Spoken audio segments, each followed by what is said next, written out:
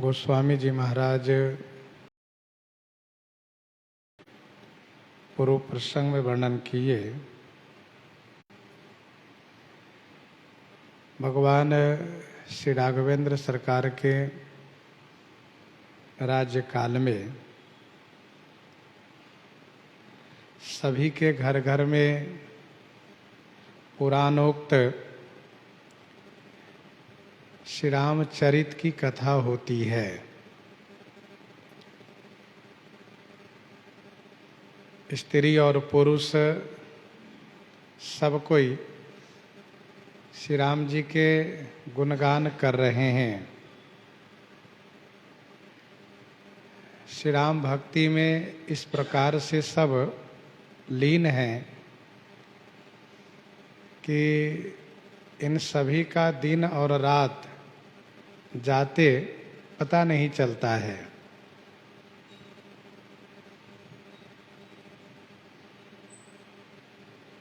श्री राम जी जहाँ के राजा हैं,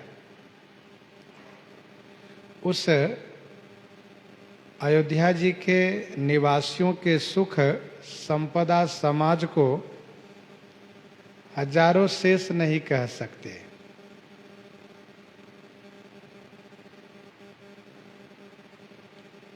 ऐसा सुख, ऐसी संपदा जिसको हजारों शेष नहीं कह सकते,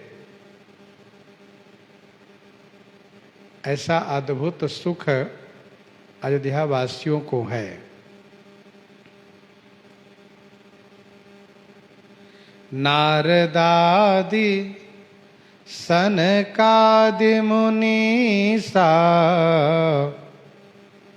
दर्शन लागे कौशलाधीसा।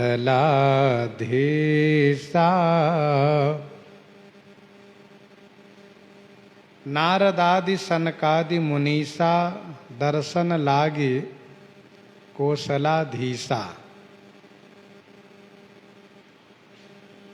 देवर्षि नारद जी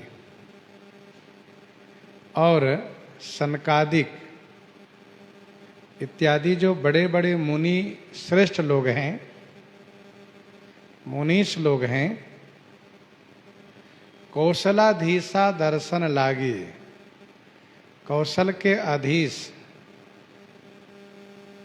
कौशलाधिपति महाराजा श्री रामचंद्र जी के दर्शन हेतु दिन प्रति सकल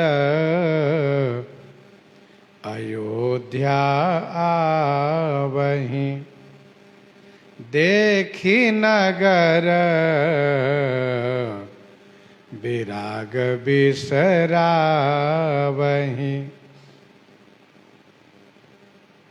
दिन प्रति सकल अयोध्या आवहीं। प्रतिदिन सब कोई श्री अयोध्या जी आते हैं और देखी नगर विराग बिसरावहीं।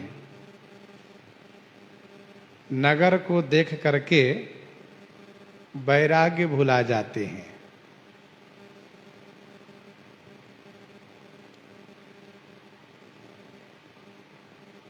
दिन प्रति सकल अयोध्या आवहीं।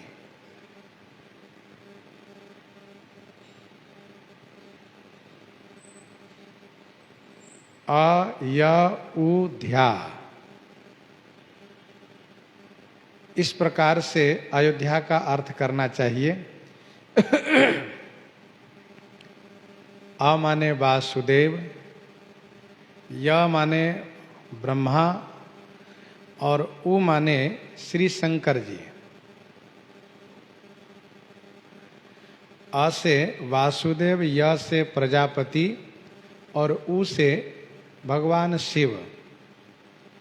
जिनको ध्यान करते हैं वह है श्री अयोध्या जी।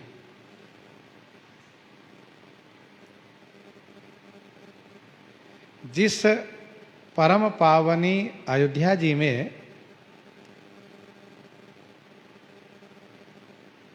परम पुरुष सच्चिदानंद घन भक्त वत्सल त्रिपाद विभूति नायक,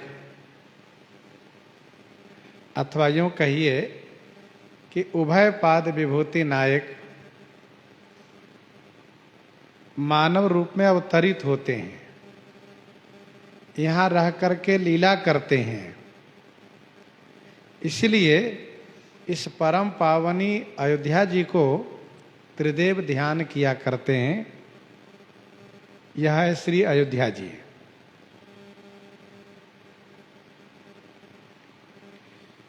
दिन प्रति सकल अयोध्या आवहि, प्रतिदिन अयोध्या जी आते हैं।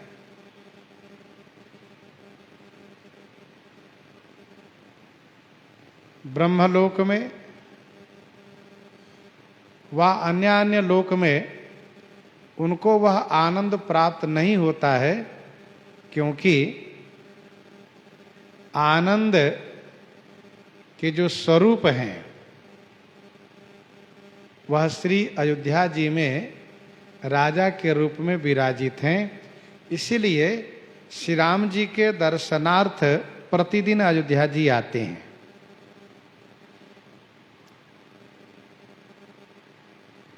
देखी नगर विराग बिसरावहीं, नगर को देख करके वैराग्य भुला देते हैं। सोचते हैं कि यह अयोध्या जी परम पावनी है। जिस अयोध्या जी ने श्री राम जी को प्रकट किया है, यह इस भूमि की विशेषता है कि यहीं पर श्री राम जी अवतार लिए हैं, और वो भी 4 रूप में। तो मन में यह विचार आता है कि हम भी इसी अयोध्या जी के निवासी होते, हमारा भी यहीं पर निवास होता, तो यहाँ तो गृहस्थ आश्रम वाले सब रह रहे हैं। बाबा लोग नगर में तो नहीं रहते, बाबा लोग तो वन में रहते हैं, नदी किनारे रहते हैं। तो यहाँ पर गृहस्थ आश्रम वाले सब निवास करते हैं। तो श्री नारद आदि सनकादि जी सोचते हैं कि हम भी गृहस्थ बन के ही रह लेते, बहुत अच्छा होता।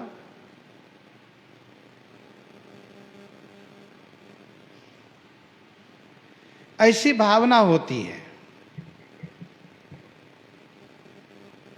भगवान श्री राम जी का दर्शन लाभ मिले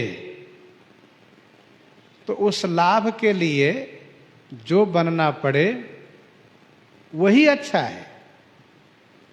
सोई पावन सोई सुभग शरीरा, जो तनु पाई भजिए रघुवीरा। मधुकर खग मृग तनुधारी देवा, मधुकर खग मृग तनुधारी देवा, करहि सिद्ध मुनि प्रभु कई सेवा। कोई भंवरे बन जाते हैं, कोई पक्षी बन जाते हैं, कोई पशु बन जाते हैं, फिर इसके बाद अपने रूप में आ जाते हैं, लेकिन अस्थाई तो नहीं हो पाए ना। वैसे अयोध्या जी में आ तो जाते हैं, लेकिन अयोध्या जी के अस्थाई निवासी नहीं बन पाते हैं।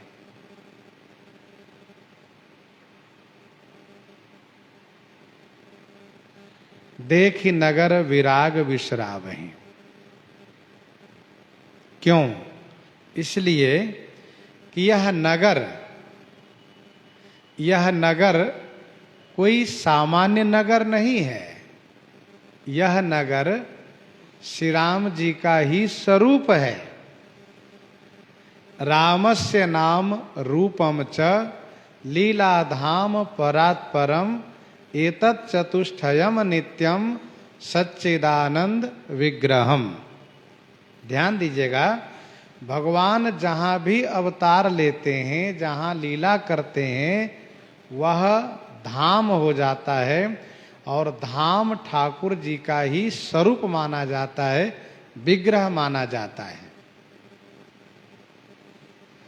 तो भला इस नगर की तुलना ब्रह्मलोक आदि कैसे कर सकते हैं? यह भगवान का विग्रह है, स्वरूप है। तो इसीलिए इस नगर को देख करके वैराग्य भुला जाते हैं। हम न भये श्री अवध की, एक संत कहते हैं, हम न भये श्री अवध की छोटी घास अरुपात। हम न भये श्री अवध की छोटी घास अरुपात, राम सिए पद कमल नित उठी लगते गात।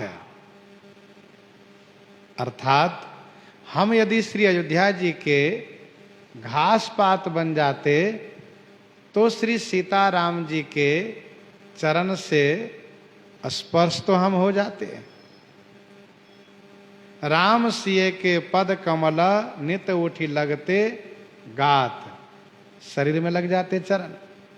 ये भावना है।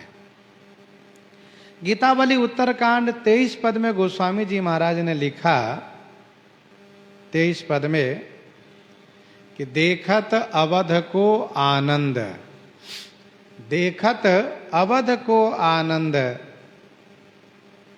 नगर रचना सिखन को विधि तकत बहुविधि बंद।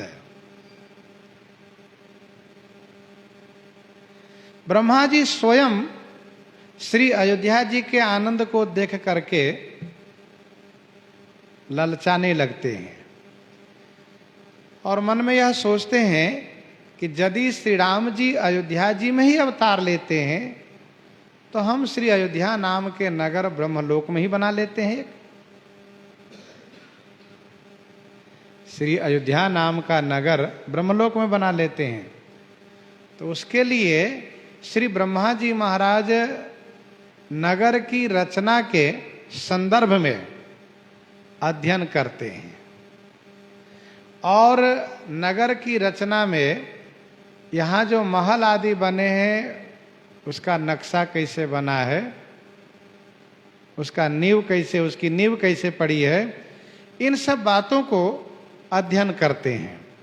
लेकिन श्री ब्रह्मा जी महाराज जब अध्ययन करते हैं, देखने लगते हैं, तो जहां जाई मन तहीं लो भाई।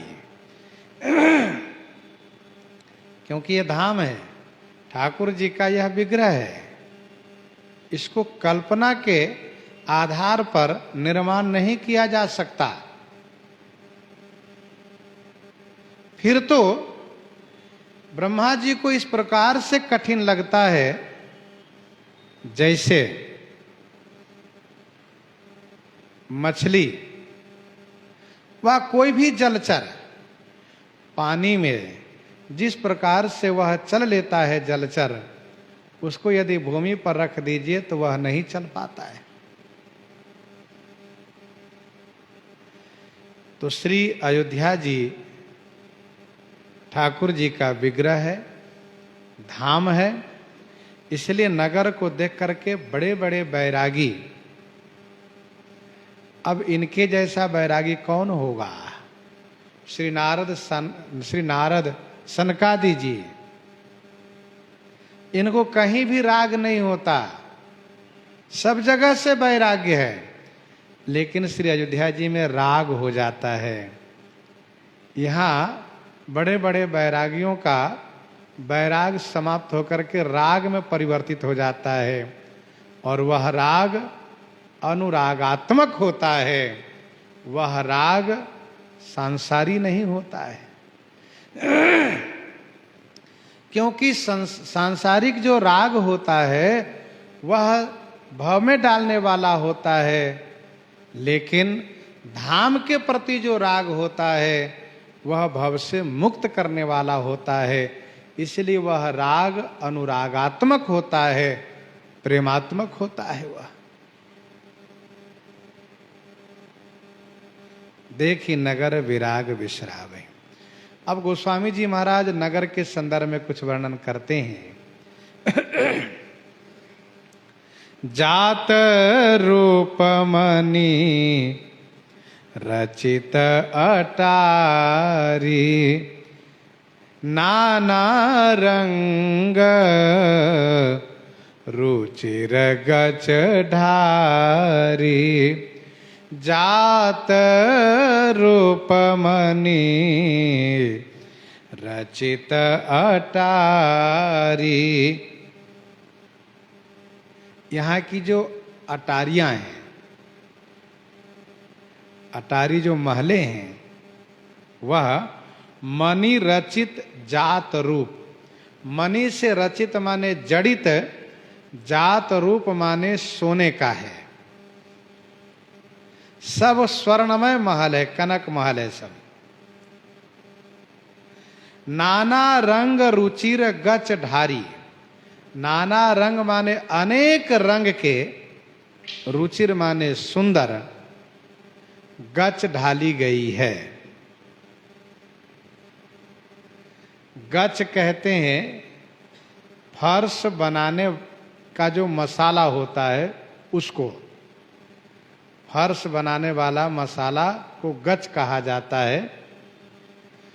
तो नाना रंग रुचिर गच ढारी, अनेक रंग के सुंदर गच ढाली गई है। जात रूप मणि रचित अटारी। श्री अयोध्या जी की अटारियां बड़ी ऊंची ऊंची है। तीर्थराज प्रयाग से ही इन अटारियों का दर्शन होता है और बड़े सुंदर तरीके से गच को बनाया गया है, फर्श बनाया गया है। पुर चहु पास कोट अति सुंदर, पुर चहु पास कोट अति सुंदर, रचे कंगूरा रंग रंग बर, पुर चहु पास कोट अति सुंदर। पुर चहु पास, पुर अयोध्यापुर के चहु पास माने चारों तरफ अति सुंदर कोट है। कोट किला को कहते हैं जो चारों तरफ दीवाल बनाई गई है, उसी को कोट कहते हैं।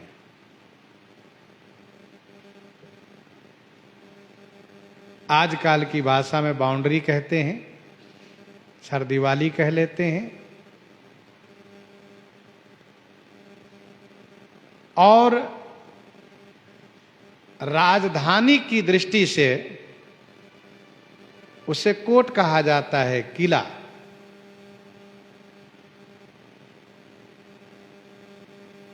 उसका बनाव बड़ा ही सुंदर हुआ करता है। नीचे का भाग पतला, ऊपर का भाग चौड़ा होता है, कमल के फूल जैसा। और किले के ऊपर, कोट के ऊपर कमरे बने होते हैं, महल बने होते हैं। उसमें सैनिकों का, सुरक्षा कर्मियों का निवास हुआ करता है। श्री अयोध्या जी चूंकि संपूर्ण भूमंडल की राजधानी है, इसीलिए इस अयोध्या जी के कोट में चारों तरफ, चारों दिशा में 4 द्वार बनाए गए हैं। पूरब, दक्षिण, पश्चिम, उत्तर, ये चारों द्वार बनाए गए हैं। और चारों द्वार पर ऐसे द्वारपाल रखे गए हैं जैसे कि जो पूरब द्वार पर है वह पूरब दिशा की सभी भाषाओं से परिचित हैं, वैसे ही दक्षिण दिशा में जो द्वार पर हैं द्वारपाल, वे दक्षिण की सभी भाषाओं से परिचित हैं। पश्चिम दिशा के द्वारपाल पश्चिमी भाषाओं के परिचित हैं। उत्तर दिशा के द्वार पर रहने वाले द्वारपाल उत्तरी भाषाओं से परिचित हैं, अर्थात उस दिशा के सभी भाषाओं से परिचित होना इसलिए आवश्यक है कि उधर के जो लोग आएंगे तो उनको सम्मान करेंगे उसी भाषा में और उनकी बात महाराज तक पहुंचाएंगे। तो पुर चहु पास कोट अति सुंदर कोट बनाए गए हैं। कोट माने किला।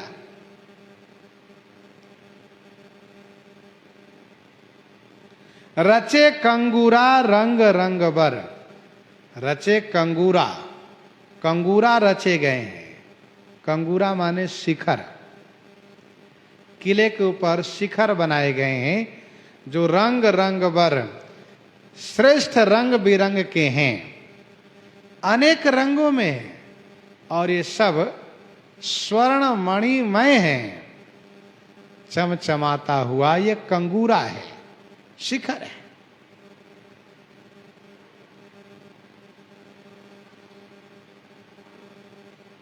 गोस्वामी जी महाराज इस कंगूरे के संदर्भ में एक उदाहरण देते हुए वर्णन करते हैं। नवग्रह निकर अनेक बनाई, नवग्रह निकर अनेक बनाई, जनु घेरी अम रावती आई, जनु घेरी अम रावती आई। नवग्रह निकर अनेक बनाई। नवग्रह निकर, नवग्रह निकर माने समूह।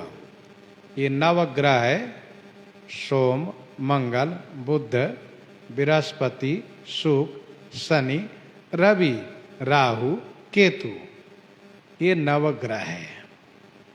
नवग्रह समूह अनेक बनाई, अनेक माने सेना बना करके,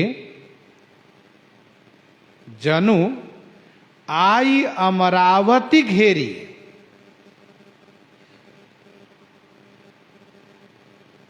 मानो आकर के अमरावती को घेर लिया हो।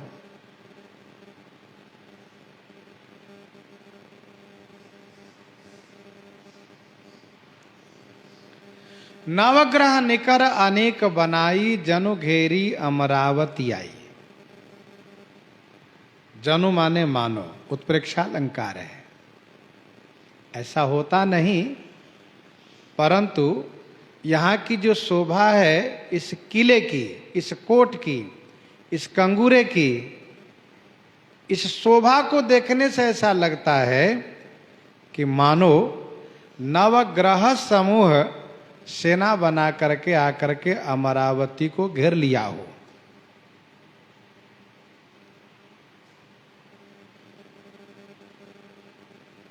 अमरावती स्वर्ग का नाम है। अमरावती जैसी शक्र निवासा, इंद्रपुरी का नाम है अमरावती।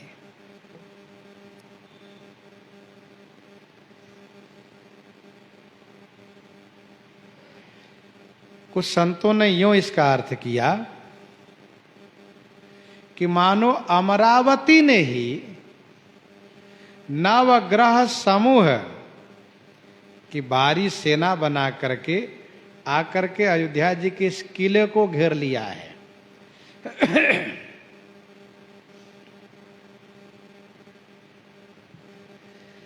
श्री अयोध्या जी को स्वर्ग से उपमित नहीं कर सकते, क्योंकि स्वर्ग लोक अयोध्या जी के सामने बहुत हल्का है। मानसकार ने अयोध्या जी के किले को लेकर के, अयोध्या जी के जो कोट है, किला है, शहरपनाह है, उसको लेकर के स्वर्ग से उपमित किए कि जनु घेरी अमरावती आई। नवग्रह निकर अनेक बनाई, जनु घेरी अमरावती आई।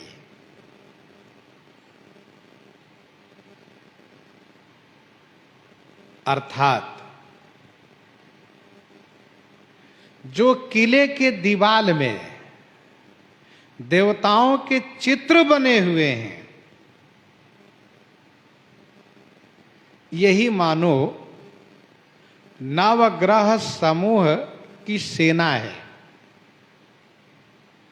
अच्छा, नवग्रह के अलग अलग रंग है, वैसे कंगूरे इस किले में अलग अलग रंग में बनाए गए हैं। रचे कंगूरा रंग रंगबर, रचे कंगूरा रंग रंगबर, अनेक रंग के हैं।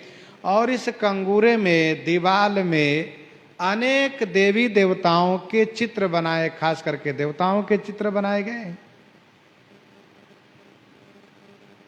इसीलिए गोस्वामी जी ने कहा कि नवग्रह निकर अनेक बनाई, जनु घेरी अमरावती आई।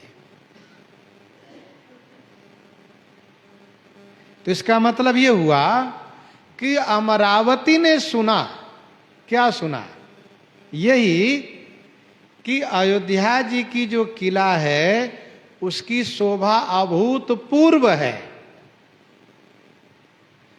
तो उसके मन में ईर्ष्या हुई, हम चल करके उनकी शोभा को मात देंगे, दबा देंगे।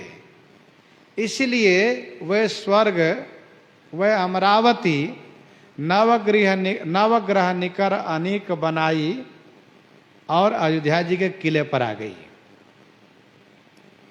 लेकिन यहां आने के बाद जब अभूतपूर्व शोभा को उन्होंने अवलोकन किया, तो यहां की शोभा दबाना तो दूर रहा, शोभा को ले जाना तो दूर रहा, बल्कि यहीं पर ललचा करके रह गए सब।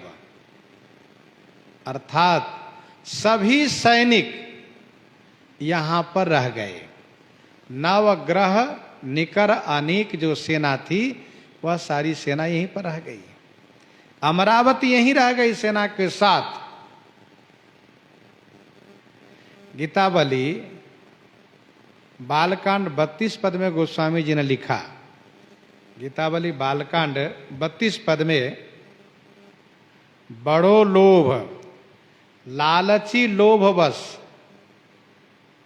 बड़ो लोभ श्याराम, बड़ो लाभ लालची लोभवश रही गए लखी सुखमा बहुमैन। बड़ो लाभ लालची लोभवश रही गए लखी सुखमा बहुमैन। अर्थात अभूतपूर्व शोभा देख करके सब यहीं रह गए, ये इसका मतलब है। इस बात की पुष्टि में गीतावली बालकांड के 26 पद भी पढ़ना चाहिए। गोस्वामी जी ने वहां पर लिखा कि सिद्ध सिहात सराहत सुरनर सुरमुनि, सिद्ध सिहात सराहत सुरमुनि। और कामना क्या करते हैं सब? होए बरु विहंग बिलोकीय बालक बसीपुर उपवन बाग।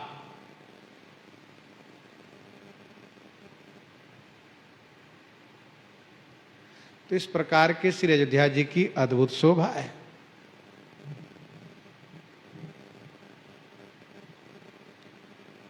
नवग्रह निकर अनेक बनाई, जनु घेरी अमरावती आई।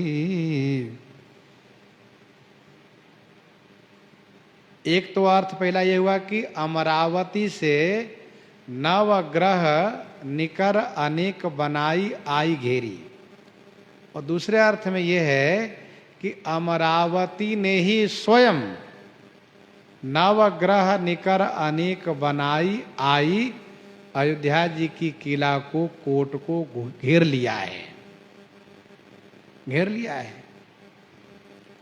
और आगे गोस्वामी जी कहते हैं, मही बहुरंग रचित गच कांचा मही बहुरंग रचित गच कांचा जो बिलो के मुनि बर मन नाचा जो बिलो की मुनि बर मन नाचा मही बहुरंग रचित गच कांचा। मही माने भूमि, बहुरंग के कांचा से गच रचित। मही माने भूमि, फर्श। बहुरंग के कांचा माने शीशे, बहुत रंग के शीशे से गच रचित, गच बनाई गई। गच के बारे में आपने ऊपर सुना है, फर्श बनाने की जो मसाला उसको गच कहते हैं।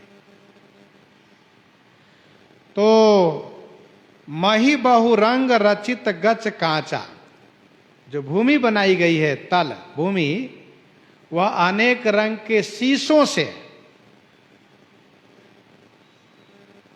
गच रचित, गच को रचना पूर्वक तैयार किया गया है। जो बिलोकी मुनिबर मन नाचा, जो बिलोकी माने जिसे देख करके, मुनिबर माने मुनि श्रेष्ठ, जो बड़े बड़े मुनि श्रेष्ठ लोग हैं, परमहंस हैं, अमलात्म है, योगी हैं, बैरागी हैं, त्यागी हैं, इन सब का मन नाचने लगता है। मन नाचा अर्थात देखने के बाद मन अनुरक्त हो जाता। वाह, ये मननशील लोग मुनि लोग हैं, बहुत कुछ मनन करते हैं और मनन करके उसको समझते हैं। तो यहां पर इस गच को देख करके, भूमि को देख करके, शीशे से रचित फर्श को देख करके मन मयूर उनका नाच उठता है। अरे वाह, क्या सुंदर कलाकारी है, अद्भुत है ये। इसके बारे में कहा नहीं जा सकता, वर्णन नहीं किया जा सकता। ध्यान दीजिएगा, ये नित्य धाम से धाम का अवतरण हुआ है, ठाकुर जी का ही स्वरूप है। इसलिए श्री अयोध्या जी के कन कन में नारदादि सनकादि श्रेष्ठ मुनीश्वरों का मन अनुरक्त हो जाता है, प्रेम में विभोर हो जाता है और लगता है कि वाह, यहीं रहना चाहिए। धवल धाम ऊपर नभ चुंबत, धवल धाम ऊपर नभ चुंबत, कलश मनहु रवि शशि दूति निंदत, धवल धाम ऊपर नभ चुंबत।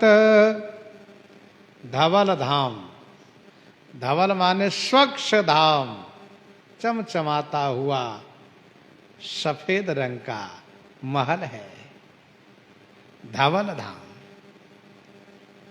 ध्यान दीजिएगा, बाहरी रंग सब सफेद है, फर्श अनेक रंग के हैं, और ये जो महल है ना धवल धाम, ऊपर नभ चुंबत, ऊपर आकाश को छू रहा है, गगन चुंबी महल है।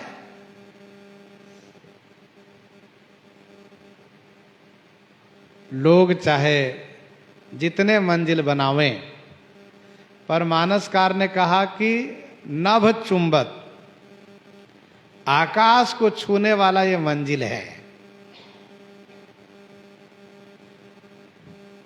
अब कोई कहे 16 मंजिल, 25 मंजिल, 50 मंजिल, जो कहें, लेकिन गोस्वामी जी ने सबके मत को सम्मान करते हुए कहा, श्री अयोध्या जी का धवल धाम नभ चुंबत, आकाश छू रहा है। और इसीलिए तीर्थराज प्रयाग से ही श्री राम भद्रजू श्री अयोध्या जी का दर्शन करके वहीं से प्रणाम किए। अब कलश को देखिए, कलश मनहु रवि शशि दुति निंदत। जब गगन चुंबी महल है तो उस महल के ऊपर कलश लगाए गए हैं। देखो भाई, सभी महल में शिखर बनाए गए हैं, कंगूरे बनाए गए हैं, उसके ऊपर कलश लगाए गए हैं। कलश की चमक ऐसी है, कलश की चमक ऐसी है कि वह चमक रवि शशि दुति निंदत। रवि सूर्य शशि चंद्रमा, रवि सूर्य शशि चंद्रमा की जो चमक है, जो उसकी उज्ज्वलता है, उसको निंदत, निंदा करते हैं। कलश अपनी चमक से, अपनी उज्ज्वलता से सूर्य चंद्रमा के तेज को, सूर्य चंद्रमा की चमक को निंदा करता है। अर्थात कलश के सामने सूर्य चंद्रमा फीके लगते हैं। सूर्य एक है, चंद्रमा एक है। वह सूर्य दिन में प्रकाश तो देता है, लेकिन साथ साथ ताप भी देता है। चंद्रमा रात्रि को प्रकाश तो देता है, साथ साथ वियोगियों को, विरही को कष्ट भी देता है। लेकिन श्री अयोध्या जी के महलों पर जो कलश लगे हैं, वह कलश दिन रात सुखप्रद है, न किसी को ताप देता, न दुख देता है। कलश मनहु रवि शशि दुति निंदत, नृपगृह कलश स्वइंदु उदारा। बालकांड में गोस्वामी जी ने लिखा। और बहुमनि रचित झरोखा भ्राजहि, बहुमनि रचित झरोखा भ्राजहि, गृह गृह प्रतिमनि दीप विराजहि, गृह गृह प्रतिमनि दीप विराजहि, बहुमनि रचित। बहुत मनियों से रचित माने जड़ित, झरोखा राजहि, भ्राजहि। झरोखे भ्राजहि माने शोभा को प्राप्त है। झरोखा महलों में लगाए जाते हैं, जिससे कि बाहर की हवा महल में जाए, महल की हवा बाहर जाए। बहुमनि रचित झरोखा भ्राजहि, बहुत सी मनियों से जड़ित, बहुत रंग बिरंग की मनियों से जड़ित। राजस्थान तरफ देखिए तो पत्थरों के झरोखे लगाए जाते हैं, बाकी क्षेत्रों में लोहे के लगाए जाते हैं, कहीं कहीं लकड़ी के लगाए जाते हैं। यहाँ पर मणि के झरोखे हैं, गृह गृह प्रति बहुमनि रचित झरोखा भ्राजहि। और सबसे बड़ी बात, उन झरोखों से रात्रि होने पर मणि दीप की शोभा होती है। गृह गृह प्रति मणि दीप विराजहि, प्रत्येक घर घर में मणि के दीप विराजित है। वह मणि के दीप जिसके द्वारा किसी प्रकार से महल में प्रदूषण नहीं होता, दिया से धुआं होता है, धुआं से काला पड़ जाता है, कीड़े आदि उस पर गिरने से मर जाते हैं, लेकिन मणि के दीप से कोई धुआं ही नहीं होना है। दूसरी बात यह है कोई हिंसा नहीं। तीसरी बात यह है दीपक पर देखने से स्वाभाविक है उसमें उष्णता की अनुभूति होती है, पास से देखिए तो, क्योंकि वह अग्नि है। लेकिन मणिदीप शीतलता के प्रतीक है। परम प्रकाश रूप दिन राति, मणिदीप के लिए कहा परम प्रकाश रूप दिन राति, नहीं कछु चाहिए दिया कृत बाती।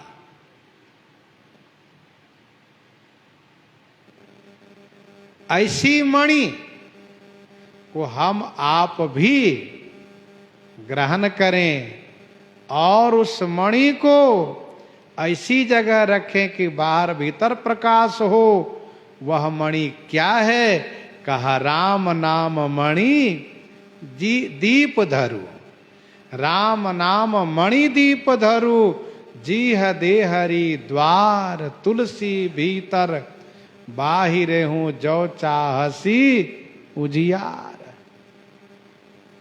गृह गृह प्रति मणि दीप विराजहि, प्रत्येक घर घर में मणि का दीप विराजित है। मणि दीप राजहि भवन भ्राजहि, देहरि विद्रुम रचि, मणिखंभ भीति बिरंचि बिरचि, कनक मणि मरकत खची, हो कनक मणि मरकत खची, मणिदीप राजहि भवन भ्राजहि। मणि के दीप राजहि माने सुशोभित है, और उस दीप से भवन भ्राजहि, भवन शोभा को प्राप्त हो रहा है, भवन सुशोभित है। सामान्य मणि दीवाल में लगा दिए गए हैं, विशेष मणि को खिड़की में, जंगलों में, झरोखों में लगा दिए हैं। और जो विशेषतर मणि है, सर्वश्रेष्ठ, उसको दीप के स्थान में प्रत्येक महल में रखे गए हैं। मणि ही मणि सब जगह, दीवाल में मणि, झरोखों में मणि, दिया की जगह, दीपक के जगह मणि। अब जब एक दूसरे के द्वारा संबंधित होने से, एक दूसरे मणि से संबंधित होने से, अब जो दीपक के स्थान, दिया के स्थान में वो मणि का प्रकाश, उस मणि का प्रकाश झरोखे के मणि के प्रकाश में टकराया, और फिर उसका प्रकाश दीवाल के मणियों से टकराया। सामान्य विशेष विशेषतर। अब ये जब सभी मणि के प्रकाश रात्रि में इस प्रकार से जगमगाते हैं, इस प्रकार से आलोकित होते हैं कि देखते ही बनता है, मन खुश हो जाता है, मन प्रसन्न हो जाता है।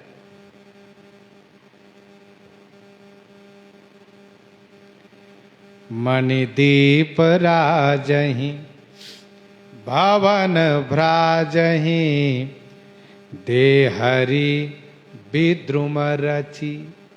देहरी माने देहली, देहली। विद्रुम रचि, विद्रुम माने मूंगा मणि से, मूंगा लाल रंग के होता है, तो मूंगा का रंग लाल होता है, मूंगा मणि से देहली बनाई गई है। जब कमरे में, महल में प्रवेश कीजिए तो पहले देहली पड़ती है, देहरी। तो मूंगा मणि से देहरी बनाई गई है। और मणिखंभ भीति बिरंचि बिरचि, मणिखंभ, मणियों के खंभे हैं। महल में प्रवेश कीजिए तो द्वार पर जो देहरी है, अब तो महल आदि ऐसे बनाए जाते हैं कि देहरी पता ही नहीं चलता है, बिल्कुल बराबर देहरी। तो मूंगों के देहरी बनाई गई है, मणि के खंभे, और भीति, भीति माने दीवाल, मरकत, खची, कनक के द्वारा बनाई गई है। गोस्वामी जी कहते हैं मानो बिरंची बिरची। बिरंची ब्रह्मा जी ने, बिरची माने विशेष रूप से रचा है। मणि खंभ, मणि के खंभे हैं। भीति, मरकत मणि से, खचे माने जड़े हुए, बहुत से मरकत मणि द्वारा, खची माने जड़ित सोने की है। बिरंची बिरची, बिरंची श्री ब्रह्मा जी ने, बिरची माने विशेष रूप से रचा है। मणिखंभ भीति बिरंची बिरची, कनक मणि मरकत खची। ध्यान दीजिएगा, बहुत कलाकारी पूर्वक मणियों का प्रयोग किया गया है। झरोखों में कौन सी मणि होनी चाहिए, दीवाल में कौन सी मणि होनी चाहिए, खंभों में कौन सी मणि होनी चाहिए, और सोने के रंग में मणि के रंग को पचाए गए हैं, जिससे अद्भुत शोभा होती है। मणिखंभ भीति बिरंची बिरची, कनक मणि मरकत खची। ब्रह्मा जी द्वारा बनाया नहीं गया है, परंतु अतिशय कलाकारी को ध्यान में रखते हुए, अतिशय रचना को ध्यान में रखते हुए मानसकार ने कहा कि बिरंची बिरची। पर सत्य तो यह है कि ब्रह्मा जी का बनाया हुआ यहां एक तिनका भी नहीं है, क्योंकि यह नित्य धाम से प्रकट हुआ है। जिस प्रकार से श्री रघुनाथ जी आप प्रकट भय विधि न बनाए, उसी प्रकार से धाम भी प्रकट होते हैं। इसलिए विधि भयो आचरज विशेखी, निज करनी कछु कतहु न देखी। श्री ब्रह्मा जी जब देखते हैं धाम को तो चौकन्ने हो जाते हैं, चकित रह जाते हैं।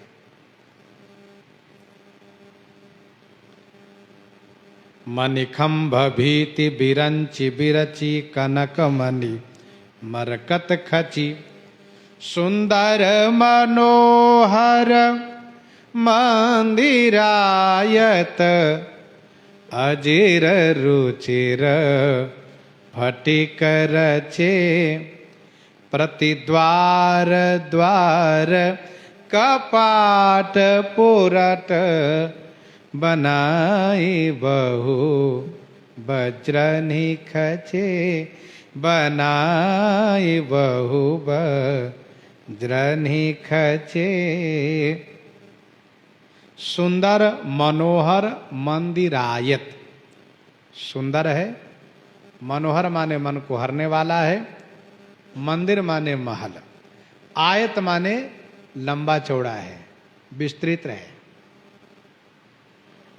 छोटा मोटा कमरा नहीं बना हुआ है, जो भी महल बना है वह लंबा चौड़ा है।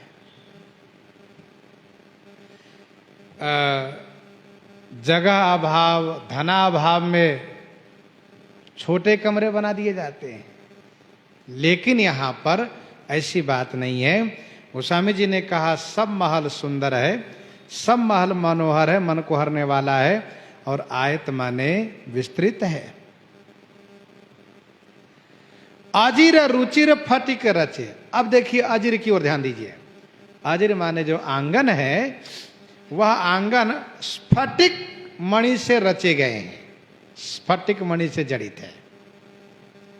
आंगन के फर्श जो बनाए गए हैं वह भले ही शीशे रंग बिरंग के मिलाए गए हो, लेकिन वह स्फटिक मणि से बनाए गए हैं।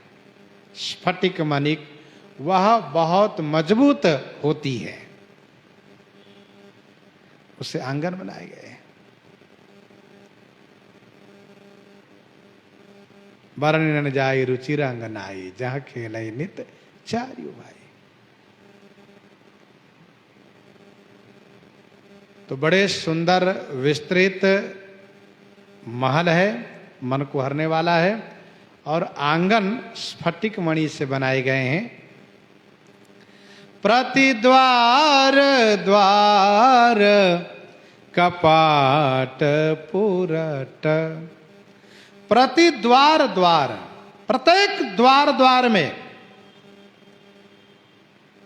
बहु वज्रान्ही खचे पुरट बनाई कपाट। प्रत्येक द्वार द्वार में बहुत से वज्र, बहु वज्रान्ही माने बहुत से वज्र, खचे माने जड़े हुए, बहुत वज्र से जड़ित, पुरट माने सोने की, कपाट माने किवाड़ बनाई गई है, फाटक। प्रतिद्वार द्वार कपाट, कपाट किवाड़ फाटक इसको कहते हैं। प्रत्येक द्वार के जो दो दो पल्ले हैं वह हीरे जड़ित सोने की है। वज्र हीरा को कहते हैं। यह बहुत मजबूत माना जाता है। जैसे आजकल लोग मजबूती को ध्यान में रखते हुए लोहे का गेट बनाते हैं, लोहे का फाटक बनाते हैं। लकड़ी के भी बनाएंगे तो उसमें विशेष लोहा जड़ देते हैं जिससे मजबूती हो। श्री राम जी के राज्यकाल में वज्र जड़ित सोने की किवाड़ है। ध्यान दीजिएगा, यहां जो किवाड़ इतने मजबूत बनाए गए हैं चोर चुहार के डर से नहीं। जैसे आजकल होता है, चोर चुहार के डर से फाटक को मजबूती दी जाती है। वहां चोर चुहार वाली बात नहीं, वहां एक शोभा से, शोभा को ध्यान में रखते हुए प्रतिद्वार द्वार कपाट पुरट बनाई बहु वज्रान्ही खचे।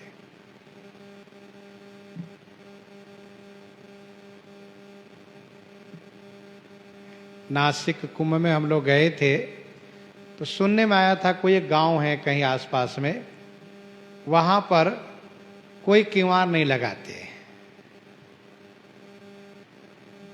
क्योंकि किसी की हिम्मत नहीं है कि वहां चोरी कर ले। सुना गया, लेकिन एक साधु समाज होने के नाते मन में उतना उत्साह नहीं हुआ, इसलिए लोग गए नहीं, तो हम भी नहीं गए। तो कहने का अभिप्राय यह है कि ऐसा नहीं कि वहां भी किवाड़ नहीं लगे, किवाड़ वहां भी लगे, लेकिन फाटक बंद करने की आवश्यकता नहीं, ताला लगाने की जरूरत नहीं पड़ती है। वैसे यहां पर गोस्वामी जी कहते हैं कि प्रतिद्वार द्वार कपाट पुरट बनाई बहु वज्रान्ही खचे। सुंदर शोभा युक्त है। दीवाल, दीवाल, झरोखे, फर्श, फिर इसके बाद देहरी और कंगूरे, आंगन, सबको गोस्वामी जी ने वर्णन किया। तो साथ साथ किवाड़ को भी वर्णन किया। प्रतिद्वार द्वार कपाट पुरट बनाई बहु वज्रान्ही खचे। और एक विशेषता क्या है? चारु चित्रशाला गृह गृह प्रति लिखे बनाई। रामचरित जे निरख मुनि ते मन ले ही चुराई। वैसे कहीं भी किसी के महल में जब हम आप जाते हैं तो उनके यहाँ एक बैठका बना हुआ होता है और बैठका में तमाम चित्र लगाए गए होते हैं। चित्र को देखकर ही समझा जा सकता है कि इस परिवार वालों का चित्त कहाँ लगा रहता है। जहां उन परिवार वालों का चित्त लगा होता है उन्हीं के चित्र अपने उन बैठका रूम में लगवाते हैं। अंदर वाले महल में भी सब जगह लगवाते हैं चित्र, खास करके जहाँ बैठते उठते हैं लोग, मेहमान लोग, आप वहाँ विशेष करके लगाते हैं। तो चित्र से चित्त के बारे में समझा जा सकता है, ये सत्य है। यदि किसी वैष्णववादी के यहाँ जाइए तो भगवान के विभिन्न अवतारों के चित्र लगे रहते हैं। गृहस्थ आश्रम में जो सामान है, जो वैष्णव नहीं है, उनका जहां जिस समाज में मन लगा रहा था उसी के चित्र लगाए रहते हैं। कुछ ऐसे भी होते हैं जो कुछ चित्र नहीं लगाते, एक भी चित्र नहीं लगाते। उनसे पूछो क्या बात है भाई, कोई चित्र क्यों नहीं लगाए? कहा हमें बिल्कुल शांत अच्छा लगता है।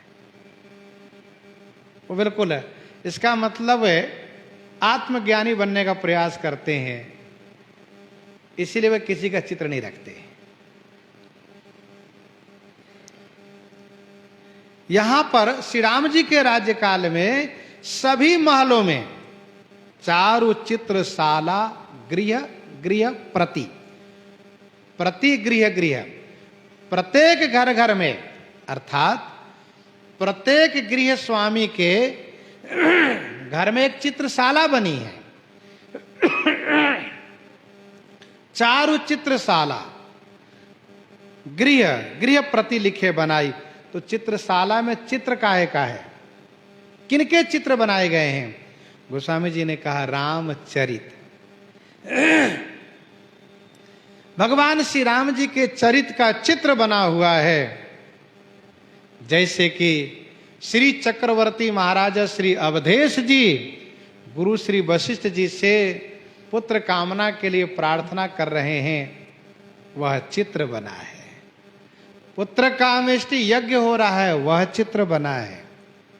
चारों भाइयों के प्राकट्य उत्सव का चित्र बना है, बाल लीलाओं का चित्र बना हुआ है, तथा श्री विश्वामित्र जी के साथ श्री राम लक्ष्मण जी का चित्र बना है, और फिर अहिल्या उद्धार का चित्र बना है, और ताड़का को मारने का, सुबाहु आदि के मारने का, यज्ञ रक्षण का, फिर जनकपुर के पुष्प वाटिका और धनुष यज्ञशाला, धनुष यज्ञशाला के साथ साथ विवाह मंडप और श्री किशोरी जी के उन बहनों के साथ, सखियों के साथ, दासियों के साथ सब चित्र बनाए गए हैं।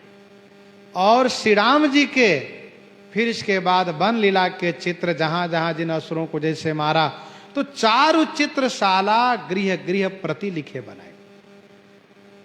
श्री राम जी की लीलाओं का चित्र, जिससे बैठते हैं तो दर्शन करते हमारे प्राण आधार, हमारे प्रियतम, हमारे जीवन धन, हमारे सर्वस्व श्री रघुनाथ जी आहा ऐसी लीला किए हैं, इस प्रकार की लीला किए हैं, यहाँ गए इस तरह की लीला किए, इस प्रकार से दर्शन करते हैं। और सबका चित्त श्री राम जी के चरित्र में लगा रहता है। गोस्वामी जी ने कहा निरख मुनि, जब मुनि महात्मा आते हैं और चित्रशाला को देखते हैं तो उनका मन चुरा जाता है। ते मन ले ही चुराई, वह चित्रशाला मुनि के मन को चुरा ले रहा है। इस प्रकार से चित्र बनाए गए हैं, ऐसी कलाकारी की गई है कि लगता नहीं चित्र है, लगता है बिल्कुल सचमुच है। ऐसा हो रहा है, ऐसा आकर्षण। इस प्रकार के अयोध्या जी के प्रत्येक गृह स्वामी के घर में एक चित्रशाला है। गोस्वामी जी अयोध्या जी का वर्णन कर रहे हैं। प्रसंग को हम आप यहीं पर हृदयांगम करते हैं। आइए श्रवण करते हैं श्री भक्तमाल जी से। श्री राम नाम के गर्जना हो जाए संत भगवान।